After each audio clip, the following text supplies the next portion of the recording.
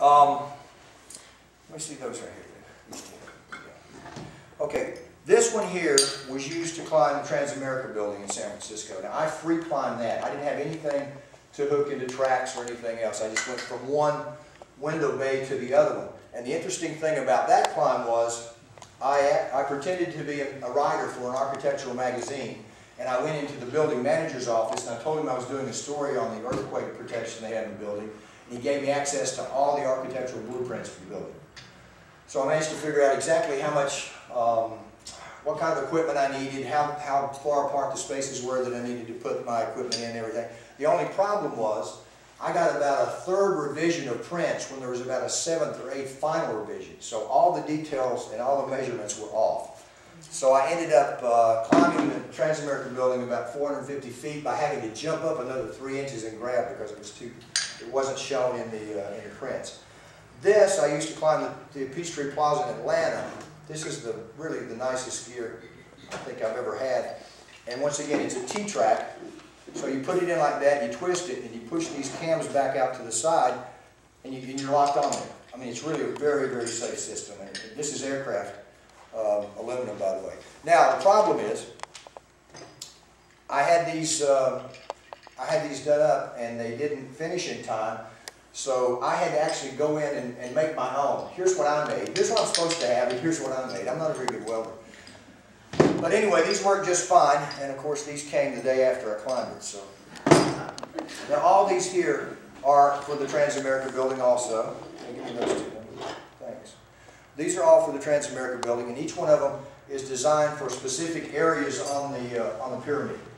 And I was trying to get all the way to the very top of it. The problem with the Transamerica pyramid was, since I had to free climb the whole thing, after climbing about 500 feet, I almost fell. I slipped one of those cams, and I was just beat because I'm having to do things I didn't think I was going to have to do physically. And I never made, that's the only building I've not made it to the top of. As far as the other stuff in my life that I enjoy doing, for my 50th birthday, I rode my bicycle across the country. I left my home in LA and ended up in Hampton, Virginia 31 days later. And actually, when I lived here in La Follette, when I was going to UT in '78, I rode to Washington, D.C. and back. So it's been a really interesting life. I've done a lot of things that a lot of people think are kind of crazy and bizarre and off the wall. But I have met a tremendous number of people that I have great respect for because of what they do. I met a very famous photographer up in New York who does all the hike photography. I don't know if you ever heard of a postcard called Moon Over Manhattan. It's about the workers on top of the World Trade Center up on top of the mast, and one of them actually had his pants down mooning New York City. Peter B. Kaplan took that picture, and I met Peter B., and we spent many, many great times together. As a matter of fact, I was on top of one Times Square building on New Year's Eve working on the ball one night, trying to get all the lights in there just before the ball came down on New Year's Eve. That was just a tremendous experience, looking down into Times Square and seeing 300,000 people on Broadway. So when you do this kind of stuff, when you push the envelope just a little bit, in a lot of ways, you end up, meeting people who are kind of like-minded.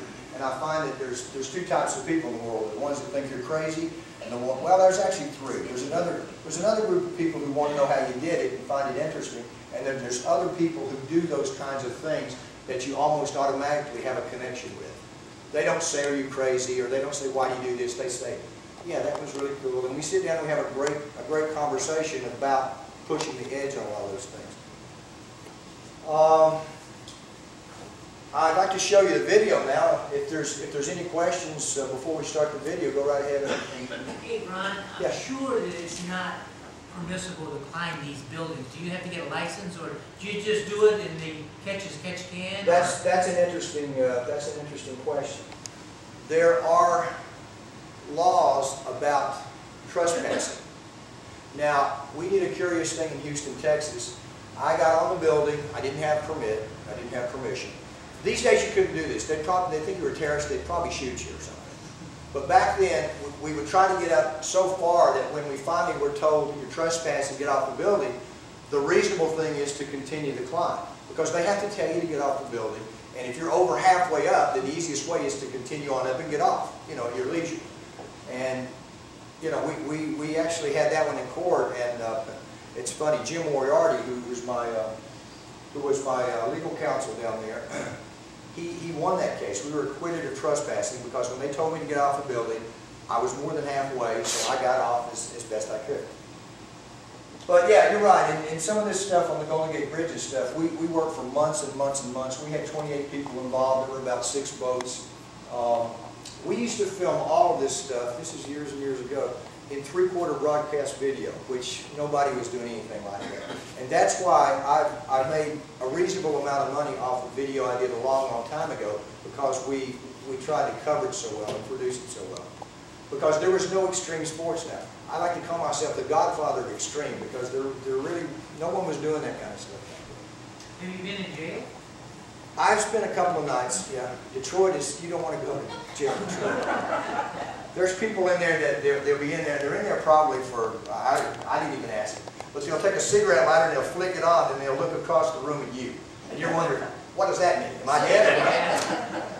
But yeah, it's, look, there's a lot of things that you can do in life that are a lot less dangerous and will really, in the long run, probably work out a lot better. But I got to admit, everyone that's ever spoken to me, as far as from the legal side and the cops who picked me up and everything, one of the greatest photos, if I'd had a camera, would have been great. I climbed the Houston, Texas Commerce Tower. I started at 6 in the morning and I got off about midnight. I mean, I was just beat.